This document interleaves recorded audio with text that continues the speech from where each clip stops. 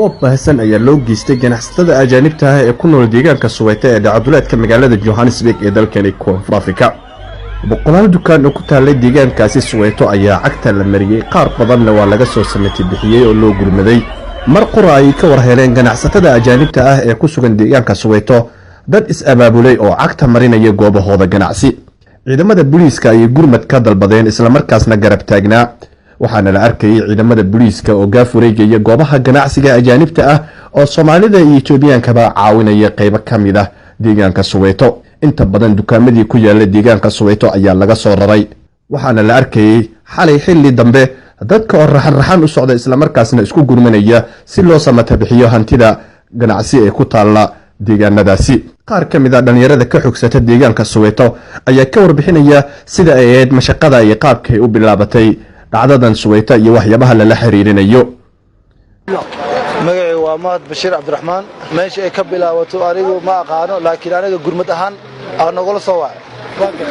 marka meesha waxaan ka wada helnay dukaamada qaar oo ayagoo alaabtooda la daldalayna soo agmareen, iyo dukaaman oo boobka ku socdo iyo kuwa la badbaadiyay. inta waa aragnay. wallahi niyo kuma sheegi karo sidii ku bilaabatay. anigoo dukaankayga iska joogo ma taqaanaa marka alaab geeyay aan soo wacay, wuxuu ugu yiri oo dhibaato ay haysato meesha booba ka socdo, dadkii waa la boobay, anaga bis harnay niyo gurmad aan u baahanahay. meeshii ka soo dhaqaaqnay aniga nimankan aad arkayso meesha la taagan.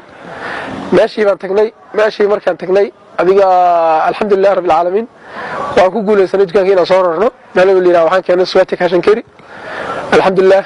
waan uga qabnay wax qof intaqaanaa intaan ogahay dib ku gaaramaan maqlid Soomaaliya. marka alxamdulillah ilaahay waa nagu guulay. wallahi qorsho waa kii alle. waxaan ku sheegi karaa in waxa mar walba iska socdaan South Africa ma taqaanaa leeyahay. mar walba waxaan la soo maraa ma taqaanaa saanay ahayd hadda sanadka hore bishii 8aad ahayd markii Bob Sano kala u dhacay. haddana waa isla sanadkii kulay. marka waxaan waa dadka madowga marba meel ay u soo maraan marba wax bay sheegaan.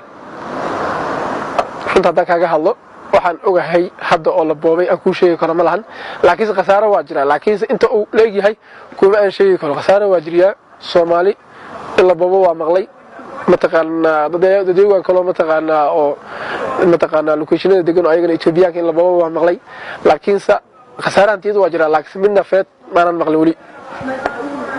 qorsho waxa waaye ma taqaanaa meesha kaliya ma taqaanaa qoodano waa locationka oo ma taqaanaa hunguriga laga dayo Soomaali hadaan nahay. hadda meeshii ma taqaanaa waxa horuba u dhici jireen haddana waa dhaceen, waa lagu laabanayaa. baahan wadankeeni ilaahay hadii nabad ka dhigo waan ku laabanayna insha Allah.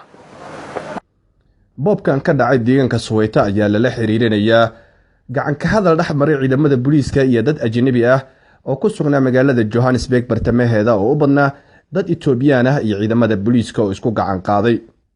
afayeen u hadlay ciidamada booliiska dalkani Koonfur Afrika ayaa sheegay in inta badan hantidii ku sugnay deegaanka Soweto laga sameeyay bixiyay. dhanka kale wuxuu fariin u diray dadka boobka geysanaya oo uu sheegay inay joojiyaan waxyaabaha ay ku dhaqmayaan. Police have been deployed in and around the area to make sure that the community who are owning the Paza shops, they remove their things to wherever they can be safe. But at the moment, we are continuing monitoring the situation. However, the call is the community of Soweto, let them be calm. If they've got grievances, let them take their grievances to the relevant authority. Idrus Abdi Hassan, TV عالمية Universal, Johannesburg, Koonfur Afrika.